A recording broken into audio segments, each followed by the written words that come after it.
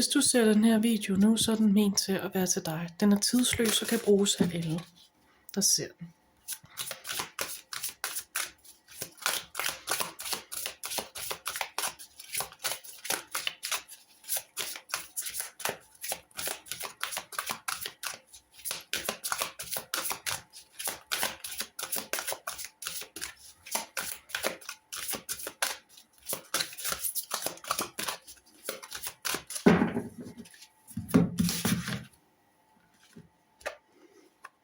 Forhold.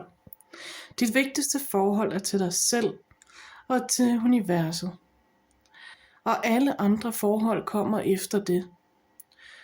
Put dig tæt ind til din kærlige skaber for at tiltrække, hele og afbalancere et forhold. Når du føler dig tryg og elsket i dit indre, så skal dine andre forhold blomstre og trives. Så det som universet beder dig om, det er, at lige nu behøver du at passe på dig selv. Du behøver at være der for dig selv. Hvis du ikke kan give kærlighed til dig selv, kan du heller ikke give kærlighed til andre.